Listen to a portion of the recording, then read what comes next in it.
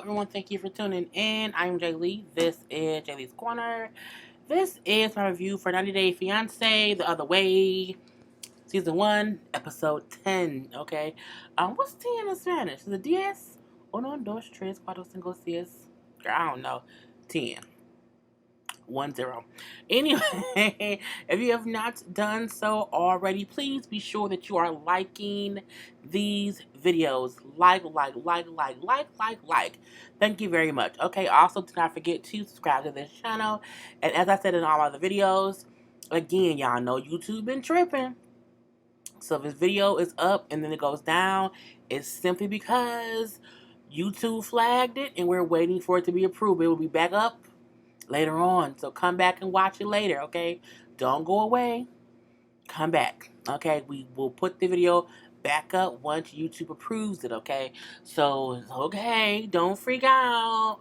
You know it's driving us crazy to have to go through this as YouTube creators, but you know what I'm saying?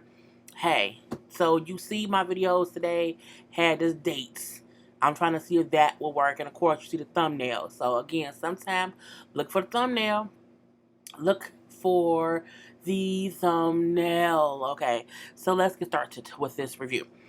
Paul and Karine have made it all the way to her parents' village. Okay, they traveled 6 days by boat. 6 days by boat. And not a Bible boat. Well, yeah, Bible boat. That's a boat. That was a boat here in Michigan. Not by like a fancy boat, but like a little, you know what I'm saying, tugboat to get to point A to point B boat. You know what I'm saying? So they get there. Her mama's happy to see her daughter, okay? Karine, oh, how are you? How's the baby? And the whole time Paul like, cause it like, do you not see me? And it's like, oh, hi, Paul. Little hug, little kiss or whatever. We know she don't like Paul. No one likes Paul. Does Paul like Paul? Not sure. So he like, I have to go to the bathroom. And first of all, when they walk into the house like don't have stairs. You have to like kind of just step up on like a brick. I'm like, okay, but again, it's a whole different thing over there. But I guess maybe it's high up so that if there's any flooding, the house won't get washed away. That's pretty smart. So, Mom, like, how is everything going? Like, is he helping you and everything? She's like, well, he helps me when he sees I'm in pain or if he sees I'm uncomfortable, if he sees that I need something. But Paul himself, he still has not changed. He's still the same difficult Paul he has always been. And I'm like, he's such a jerk. And they talk a little bit in their own language. Sometimes with subtitles, I be, like, my eyes be messing up. Because sometimes when I'm reviewing things, I'm not looking. Sometimes I'll be listening. So when I have to consistently read the subtitle, I get like, my attention just kind of fades away. And I'm like, I'll read what they saying, but I don't be like, I'm not going to write all that down. The mama think he's a jerk and that he should be helping more or whatever. But luckily for Karine, she's there with them now. What the mama was saying, like, you here now, so it's fine if you ain't doing shit, because we here with you. So, it's kind of crazy. We then see him out with the daddy, like, I want to tell you something, okay, because they outside. And he then, like, pulls out the translation thing, phone or whatever, to tell them how he may be deported because his visa status was denied because of the translation discrepancy in the word terrorism or terrorist or charges here in the U.S. Oh, I probably shouldn't have said that word. I ain't gonna say that no more. But again, so the discrepancy in his charge or whatever. So the daddy, who's a former cop, was like, oh, he needs to hurry up and fix this or whatever. You know what I'm saying? He needs to get it situated. And the mom like, well, are you sure he didn't do that? And she's like, well, no, he didn't. It's just it's a translation thing or whatever. And he just has to get it worked out. You know what I'm saying? And that's really all that was. So them saying he needs to get it worked out. He do, but I feel like she had the baby. Because I don't follow either of them on social media, but I know that she had a baby, and they were taking pictures or whatever, and wherever they were taking pictures, it looked very clean. Like, not saying that there is dirty, but because they usually look it's messy over there, it didn't look messy at all. So I do wonder if she was actually approved to come back to the States, or I don't know what else. Laura and Aladdin, she there now. You know, she's like, I was so tired or whatever. I kind of slept a lot when I first got here.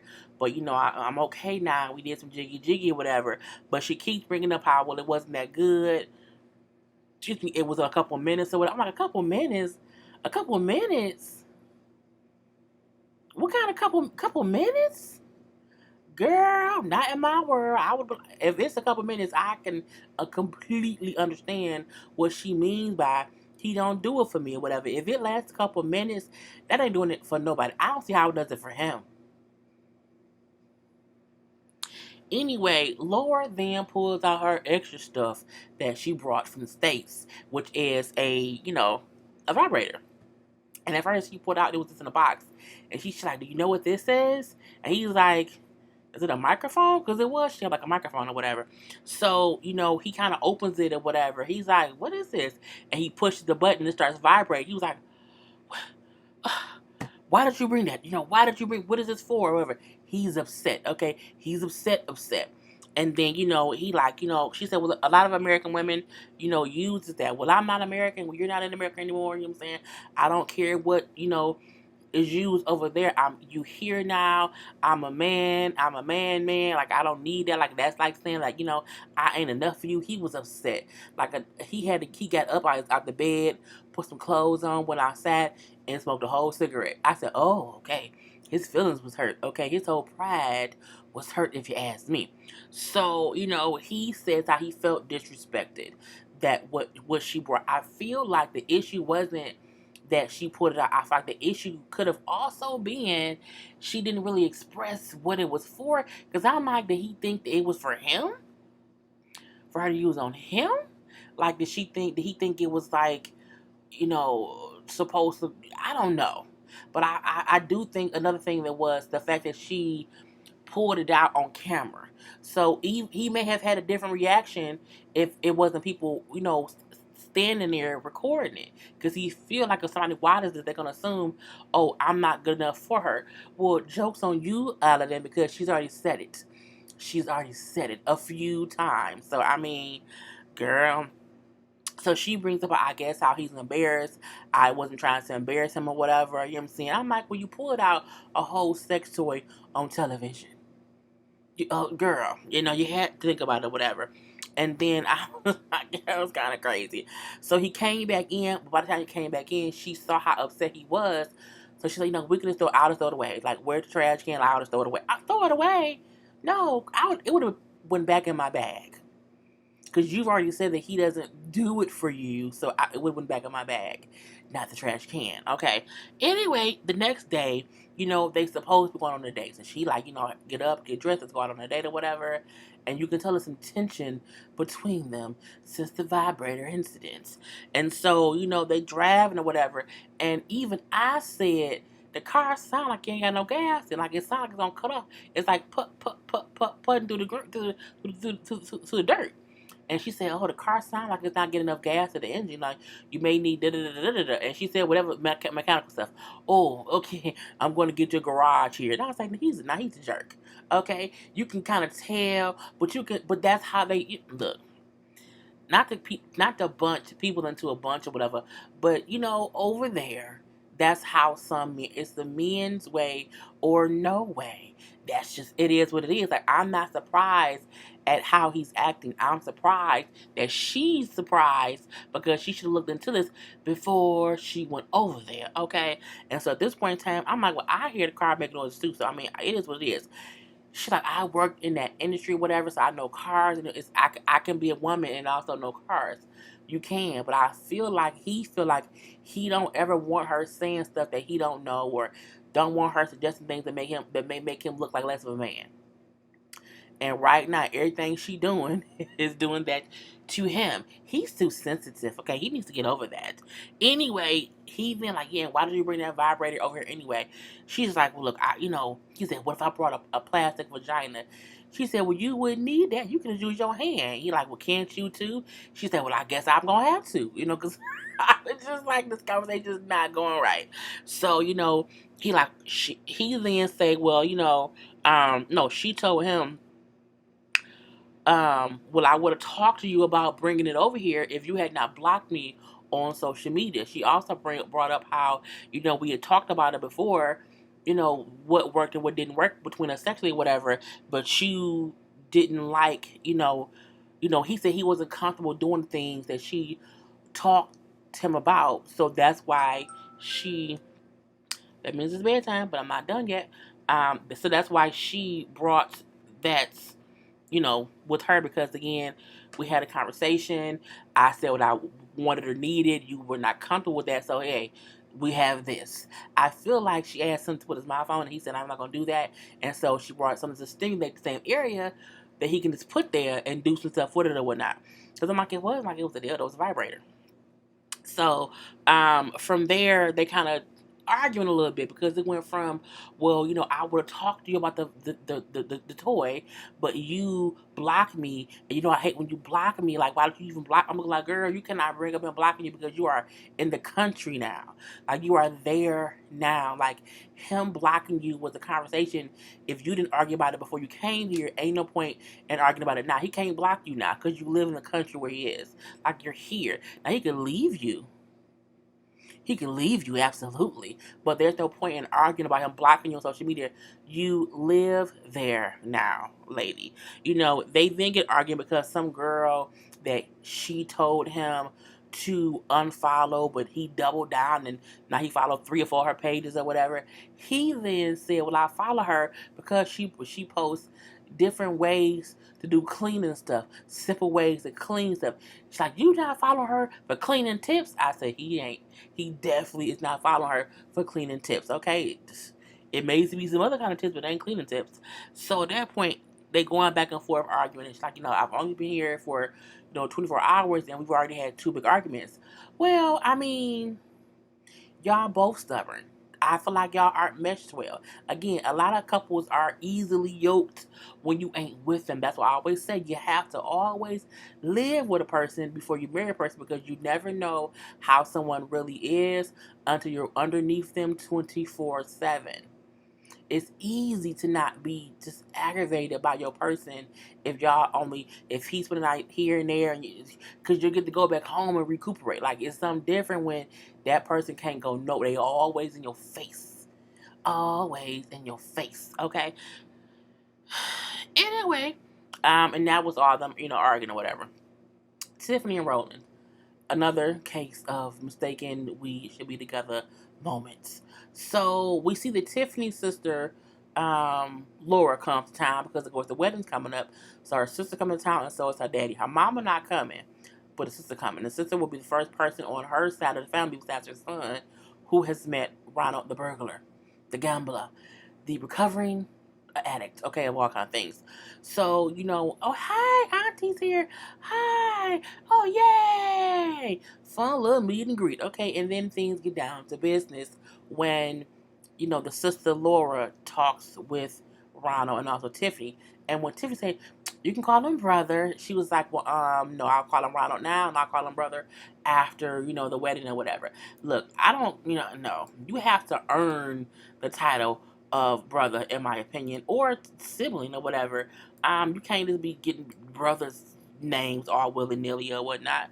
So the sister, for the first, because it was like a little family barbecue, whatever they call a barbecue over in South America, and the sister just basically says how she wants to be sure that, he's serious about being married. He's serious about not drinking and drugging and gambling and robbing and being a whole burglar in these streets and stuff. She wants to be sure that he's serious about this because her sister's been through enough. I'm like, look, your sister came all the way to Africa.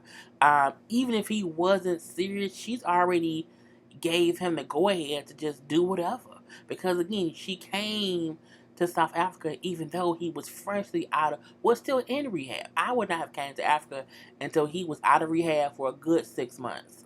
He would have been out of rehab for a good 6 months, living a sober life before I even thought about moving to Africa to marry him. Period. Because I would not want to marry him and then he fall back off the wagon 2 months down the line or whatever, and now we married, and I'm stuck with a damn burglar, gambling, addict of a husband. would not want that, okay? But he tells the sister how, with Tiffany and, the son, it's my whole reason for staying clean. And, with them, I can't fail. And see, that's something else. You can't put all your sobriety eggs in someone else's bucket. You have to want to be sober and clean for yourself. You can't want to do it for someone else because, again, if that don't work out, you're going to fall right back down that hill of burglaring, pawning refrigerators, okay, stealing the church's money and all that stuff if you ain't doing it for yourself, okay? But he said, I'm in it for the long haul, and blah, blah, blah, blah, blah. And the sister, I'm like, girl, why are you crying so hard? The sister was crying so hard as if her man just proposed to her and told her that he was no more, doing bad things. I'm looking like, girl, it wasn't that serious to me. Okay? But they all hug or whatever and say it's going to be a great, great thing. I say, honey, let's hope. Because, again, we know that Tiffany and Lorana welcome a whole baby. So, blessings be to the new parents of the baby girl. So, I'm like, let's just hope he can keep these, I'm going to say, on the up and up promises that he's making, considering he's only been out of rehab for, a week? If that. I think it's maybe 5 or 6 days. Girl. We see now it's their wedding day, or their wedding day is tomorrow, and her dad is in town. So Ronald calls Tiffany. Hey, babe, I'm just calling out. I need to talk real quick. She's like, oh, what's up? Your dad's here. Oh, great, my dad's here. He's here. He also called me to come give him a ride. But his hotel is at the casino. It's the casino hotel, or hotel casino, whatever. And he needs a ride. He called me to come get him. And she's like, no. No, you can't go. You know what I'm saying? Because he gonna ask you to go in there and play some games with him. And not, she said, because her daddy don't know the downfall of the burglar and gambling husband that she's marrying or whatever. But he's gonna ask you to go gamble. He said, I'll just say no. I'll say no, we can leave. No, what if you backslide, and what if you backpedal and pussy pop a little bit? What if you? I'm like, the fact that you don't trust that man to go get your daddy from the hotel that he stays in that happens to also be a casino. Why are you marrying him? You don't trust him at all. At all. You do not trust him to be clean and sober unless he's sitting right up under your teat. If he's not sitting right up under your teat, suckling from it, you feel like you're going to be out here gambling, burglaring, and addicting to things. And I'm like, girl, you smothering him is not going to help him not backslide. You consistently policing him ain't going to help him not backslide. If he wants to go back that way, because he could easily go to a casino and just not tell you. You only know this because he's telling you. So my thing is, you have to trust him. And if you can't trust no man, don't marry no man. Period, girl. Period. Okay? When she said, he can get a ride with somebody else, he's like, who? Who else does he know here to get a ride from? I mean, I'm guessing they had calves there, but I don't know. And I'm like, but you can't trust the man you marrying to go pick up your daddy.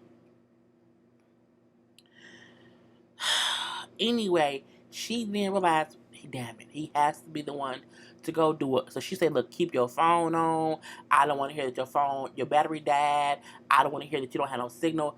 Your phone should be available at all times. If I call you, answer the phone. And I'm looking like, girl, you a warden. Girl, I could not. I could not. Now, he do go to the casino hotel, whatever. He do say how this is the first time he's been in the casino since he's, since before we had the whole episode or whatever. And, it's all triggering. It's all triggering. I'm like, I'm confused as to why he went in the hotel. I would have called the dad, like, Dad, I'm outside. Are you coming down? I can meet you at the door. I'm outside in the car. Okay? I would not have went in. But that's just me. Because again, you feel like you want to gamble it all away. And now with that, we just him going in looking like, where's the money, my precious? Okay, we'll see what happens next episode. Evelyn and Corey. Girl, Evelyn is playing Corey to the T, to the F, to the E, to all the letters in the alphabet, okay? So they go to this little bar that is supposed to be their business, and he brings them out. Well, it makes some money, but it doesn't make enough money to sustain us to live here, whatever. So we have to, spruce it up a little bit, get it to being a big thing to where we can make money, to where, it's what we do. But she's like, we need to get the bathrooms, we need to get the bathroom fixed or whatever, and we have to get a septic tank. We need tables and chairs. When she said we also need tables and chairs, I'm like, what did she do with the 40 grand he gave her? Like, what happened to that money? I'm so confused. I'm like, you didn't buy tables and chairs? Happy with spent it on the sand, girl. Okay.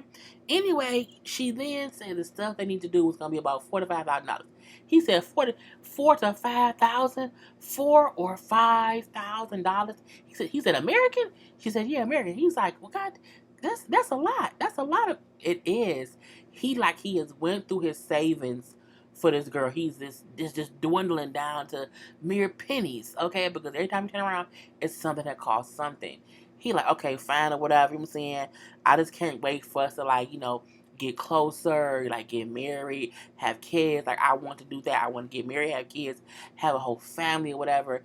And she's like, can you not talk about that? Like I don't want to talk about that. Like I don't want that. I don't want a family. I don't want kids, but not. I want to just make money and live life. And I'm looking like,